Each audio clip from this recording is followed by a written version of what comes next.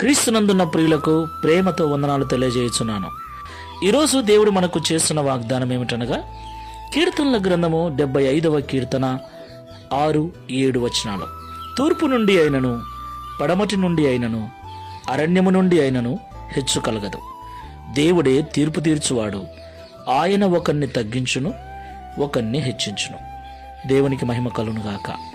నా ప్రియమైన సహోదరి సహోదరులారా, ఈ లోకంలో జీవిస్తున్న మనం అందరము కూడా గొప్పగా బ్రతకాలని, హెచ్చుగా బ్రతకాలని, ఒకరికంటే తక్కువ బ్రతకకుండా, ఒకరి దగ్గరికి వెళ్ళి చేయి చాపి అడిగే స్థితిలో ఉండకుండా ఉన్నతమైన స్థితికి వెళ్ళాలని అందరము కోరుకుంటూ ఉంటాం. అందుకొరకు అన్ని రకాల ప్రయత్నాలు చేస్తూ ఉంటాం, అన్ని రకాలుగా ప్రయాసపడుతూ ఉంటాం.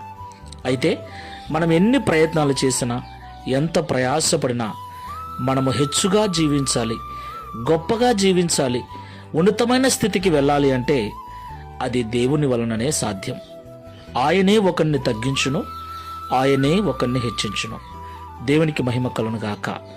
తూర్పు నుండి అయినను, పడమట నుండి అయినను, అరణ్యము నుండి అయినను, ఏ విధము చేతనైనను మనంతట మనము మన స్వబుద్ధి, మన స్వనీతి ద్వారా, మన స్వశక్తి ద్వారా, మన స్వశ్రమ ద్వారా ఉన్నత స్థితికి వెళ్ళలేమని, మనము ఎంత జ్ఞానవంతులమైనా, ఎంత నీతిమంతులమైనా, ఎంత కష్టపడే మనస్తత్వం ఉన్నా దేవుని దయ మీద, కనికరం మీద ఆధారపడవలసిన వారమై ఉన్నామని ఎప్పుడూ మరవకూడదు.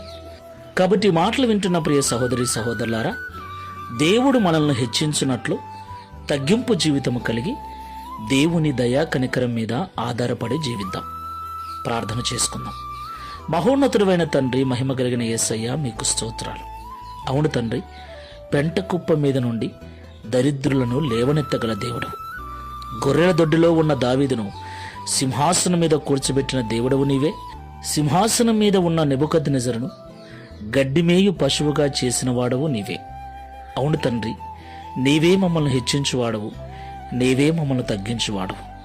కనుక మా స్వనీతిని, స్వజ్ఞానము మీద ఆధారపడక, మేమెంత కష్టపడే మనస్తత్వం కలిగి ఉన్నా నీ దయా కనికరముల మీద ఆధారపడి నీ కృపకు పాత్రులమై నీ ద్వారా హెచ్చించబడినట్లు సహాయము చేయమని, అట్టి మనస్సును ఈ ప్రార్థనలో ఏకీభవిస్తున్న మాకందరికీ అనుగ్రహించి, తద్వారా ఈ దిన వాగ్దానమును మా అందరి జీవితంలో నెరవేర్చమని యేసు నామములో ప్రార్థించి వేడుకుంటున్నాము తండ్రి.